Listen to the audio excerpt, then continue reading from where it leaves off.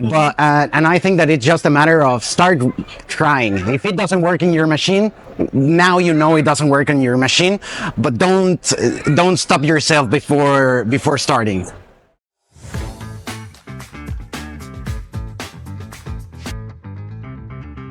I'm Alex Puig. I'm an AI developer, also a seed ranger.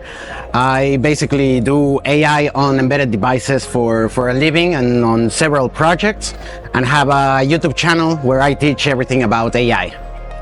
We are so glad to have you to join us this year.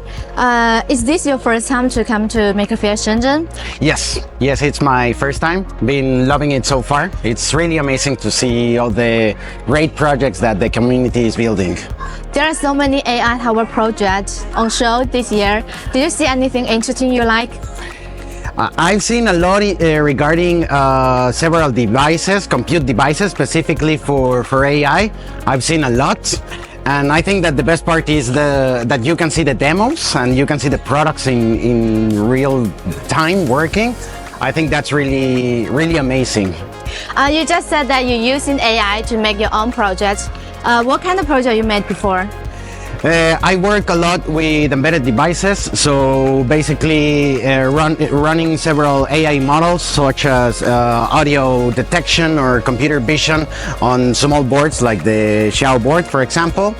And also one thing, as my thesis masters, I'm also working on doing deployment of large language models on really small devices in order to be able to fully cut dependency on the cloud when you don't have any access to outside networks. So that's mainly my projects. Great.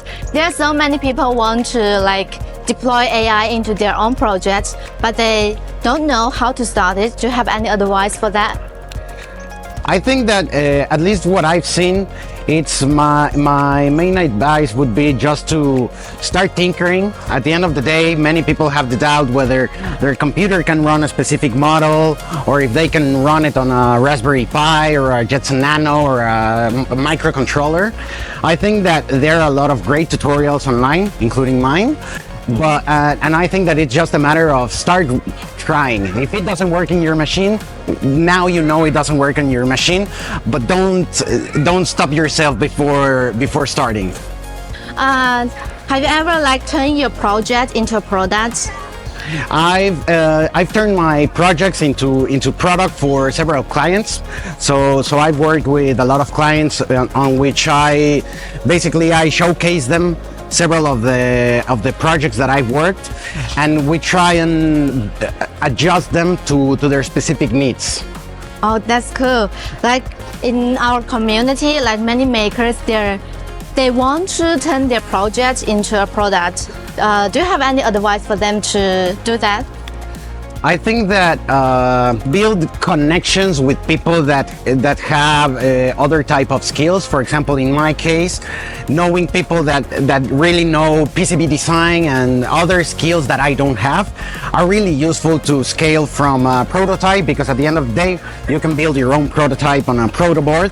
But if you don't know something regarding PCB, either you can learn it. I'm fully on board with anyone can learn a new skill, so you can learn it, or you can also depend on the community or rely on the community. The maker community is really open to helping and open source projects and so on.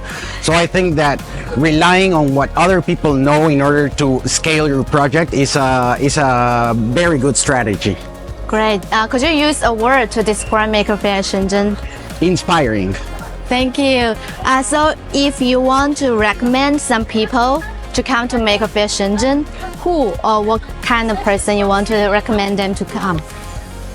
I'd say everyone with the tiniest technology or DIY inkling of wanting to do something DIY. I think that from kids, I've seen a lot of kids. I think that anyone can benefit from coming to an event like this. Hola, soy Alejandro Puig y estoy aquí en la Maker Faire de Shenzhen 2025.